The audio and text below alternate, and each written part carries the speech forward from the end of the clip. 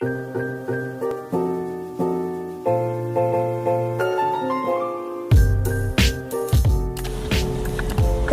saya Ansikser dari Malpadu NIM 21190123. Jadi dalam pembahasan video kali ini akan dibahas terkait dengan kerangka konseptual akuntansi sektor publik.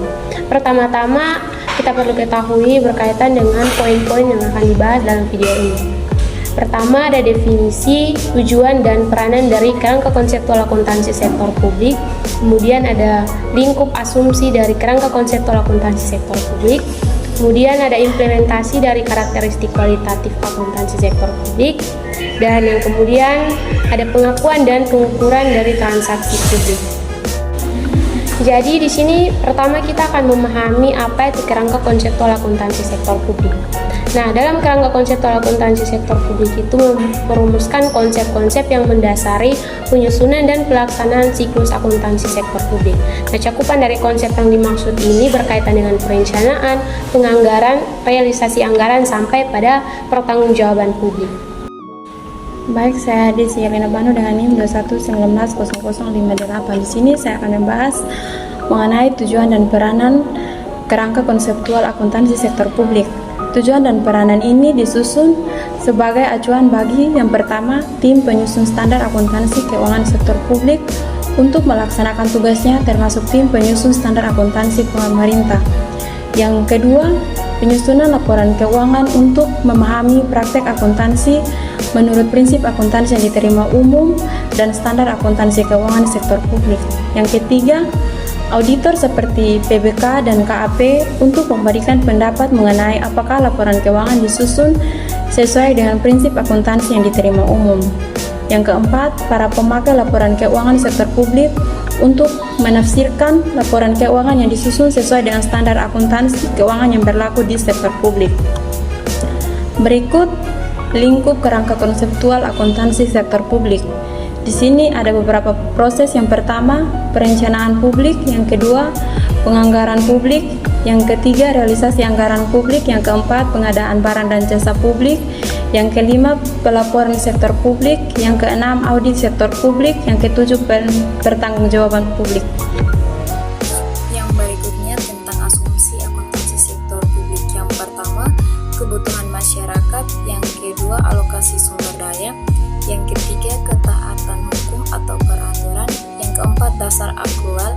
Yang kelima, kelangsungan organisasi. Dan yang terakhir, akuntabilitas kinerja. Saya akan melanjutkan materi mengenai implementasi karakteristik kualitatif akuntansi sektor publik. Jadi berbicara mengenai karakteristik kualitatif, itu adalah ciri-ciri khusus dari sebuah mutu. Nah, jika diimplementasikan pada akuntansi sektor publik, karakteristik kualitatif akuntansi sektor publik adalah ciri khas informasi akuntansi dalam organisasi sektor publik yang berkontribusi dalam penentuan kualitas produk setiap unsur akuntansi sektor publik. Ada beberapa yang dibahas dalam implementasi karakteristik kualitatif akuntansi sektor publik. Yang pertama, kualitas perencanaan publik. Itu biasanya terciptanya perencanaan yang sangat penting dalam menentukan dan menghasilkan outcome. Yang kedua, kualitas penganggaran publik. Yang ketiga, kualitas realisasi anggaran publik. Yang keempat, kualitas pengadaan barang dan jasa. Yang kelima, kualitas pelaporan sektor publik. Yang keenam, kualitas audit sektor publik. Dan yang ketujuh, kualitas pertanggungjawaban. Nah, pertanggungjawaban ini mencerminkan misi utama organisasi, inisiatif utama untuk membawa misi dan kinerja pelaksanaan yang menjadi tanggung jawab. Selanjutnya saya akan mempresentasikan tentang pengakuan dan pengukuran transaksi publik. Sebelum itu kita harus ketahui bahwa apa yang dimaksud dengan pengakuan dan pengukuran. Di sini pengakuan yaitu proses pencatatan atau pencantuman secara formal suatu hal ke dalam laporan keuangan dari entitas seperti aktiva, kewajiban, pendapatan, pengeluaran atau sejenisnya. Nah, Kalau pengukuran yaitu pengukuran atau measurement, yaitu proses penetapan jumlah uang yang mengakui dan memasukkan setiap unsur laporan keuangan. Jadi di sini yang menjadi dasar pengukuran itu ada 4. Yang pertama, biaya historis, biaya saat ini, biaya realisasi atau penyelesaian, dan nilai sekarang. Shalom, perkenalkan nama saya Lena Frianti Holbala dengan NIM 21190079. Di sini saya akan melanjutkan presentasi pada slide yang ke-10 mengenai faktor yang mempengaruhi pengakuan dan pengukuran transaksi publik.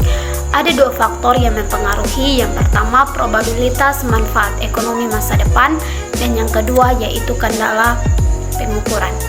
Yang pertama, probabilitas manfaat ekonomi masa depan. Konsep ini digunakan dalam pengertian derajat ketidakpastian, di mana pengkajian terhadap derajat ketidakpastian ini melekat dalam arus kas manfaat ekonomi masa depan yang dilakukan berdasarkan bukti yang tersedia dalam penyusunan laporan keuangan sektor publik. Sedangkan kendala pengukuran itu sendiri ialah ada tidaknya biaya atau nilai yang dapat diukur tingkat keandalannya. Sekian dari saya, terima kasih. Selanjutnya, komponen yang diakui dan diukur dalam transaksi publik. Yang pertama, ada aktiva, yang kedua kewajiban, yang ketiga ekuitas, yang keempat pendapatan, yang kelima biaya. Jadi dapat disimpulkan bahwa kerangka konseptual akuntansi itu sangat penting dalam penyusunan dan pelaksanaan siklus akuntansi sektor publik, karena di dalamnya itu membuat konsep-konsep yang mempermudah penyusunan standar dan aturan terkait pertanggungjawaban kepada pihak-pihak organisasi sektor publik.